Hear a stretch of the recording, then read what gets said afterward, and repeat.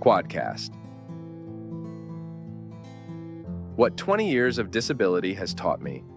We help people overcome adversity and find freedom through writing. Sports Day. Happy Muck-Up Day is what the sign read that we taped to the manager's office door, but only after trashing the joint.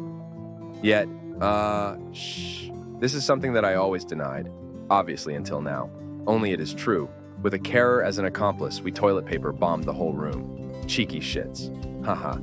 Geez, it was fun to do and such a good laugh, especially because we had to be so stealth about it. But this wasn't because we hated the manager or anything. Rather, this was to set the scene for a high school party I'd organized the following day.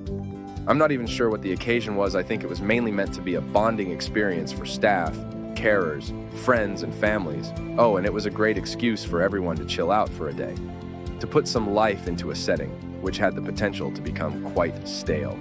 Without overthinking it, though, this was simply a dress-up party and a great opportunity to be daggy and geeky. And I suppose what I was so stoked about, well, as it all played out, everyone got right into this theme. All the girls got dressed up in high school dresses. Most had pigtails and freckles, whereas the boys had shirts, ties, and blazers. And what was especially funny, it was like everyone's uniform had been shrunk in the wash. Op shop specials. For my outfit, I was a bit surprised, but my old school uniform fitted me perfectly, so I just wore that. Then I slicked my hair into a side part, found some thick black glasses, knee-high socks. But what I liked most of all was that I found those colorful plastic clips, spokey dokies, to put on my wheelchair wheels, much like all the cool kids put on their BMXs in the 80s. I looked like a total douchebag. Actually, someone wrote that on the fridge door in those kindergarten magnetic letters. And the reason I'm pointing out all these little details, for me anyway, this is a lot of what this day was about.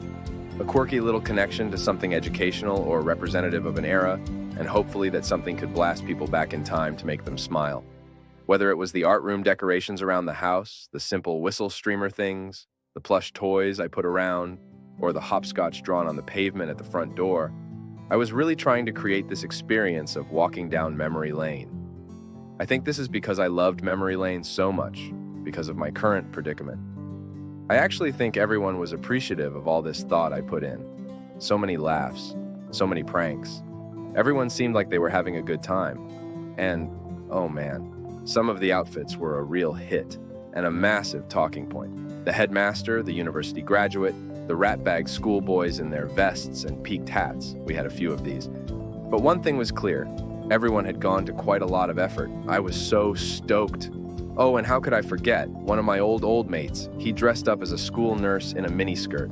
Blimey crikey.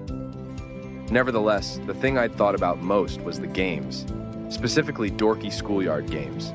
Like as I've already mentioned, there was hopscotch, then another was four-square tennis, musical chairs, which was an absolute classic.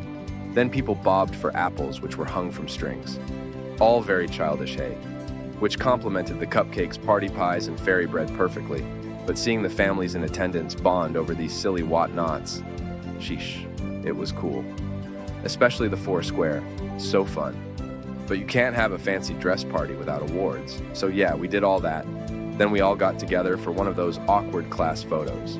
I even made the traditional class of sign, which was held in the front row. Man, I will cherish this pic forever. Such a fantastic day, such a great memory. And best of all, the go-go grammar party was talked about for years. So, it wasn't only me. Everyone loved their little walk down memory lane.